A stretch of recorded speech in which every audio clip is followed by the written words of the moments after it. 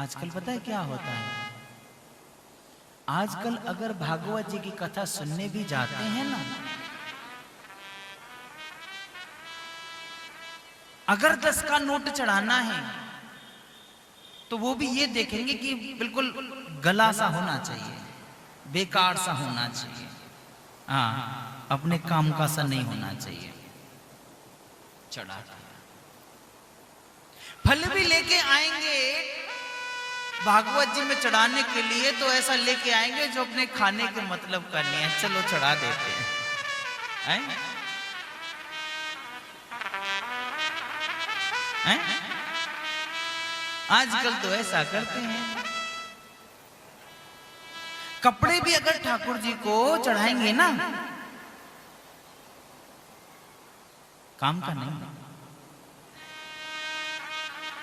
है? ऐसा करते हैं ना? नहीं, ऐसा नहीं करना चाहिए। पता है, पंडित जी पूजा करा रहे थे, बड़े अच्छे से पूजा करा रहे थे। अब यजमान बड़े अच्छे से पूजा कर रहे थे। पूजा करते करते पंडित जी बोले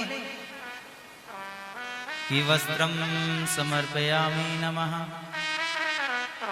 ठाकुर जी को वस्त्र चढ़ा दीजिए। तो यजमान जी ने क्या किया, वहीं रखा था पास में कलावा, तोड़कर चढ़ा दिया। लो, वस्त्र चढ़ा दिया।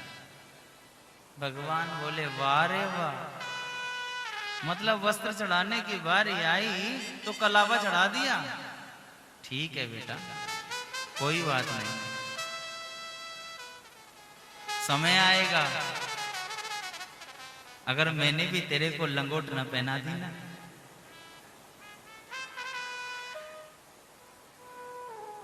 इसलिए कहते हैं कभी भी ध्यान रखना, अगर अपने पास ज्यादा नहीं है ना तो मत चढ़ाओ, मत चढ़ाओ। भगवान कभी ये नहीं कहते कि मेरे लिए चढ़ाओ, भगवान को कभी पैसा नहीं चाहिए।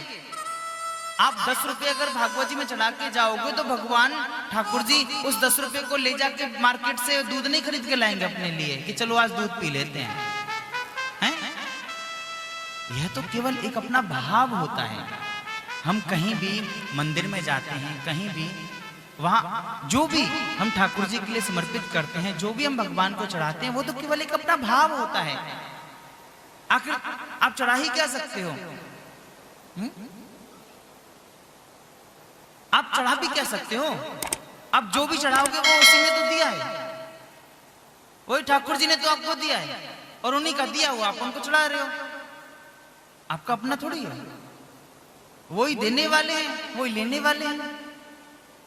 इसलिए अगर कुछ भी ठाकुर जी को चढ़ाना हो तो ध्यान रखना, कम चढ़ाना लेकिन अच्छा चढ़ाना, जिससे कि वो किसी के काम आ सके।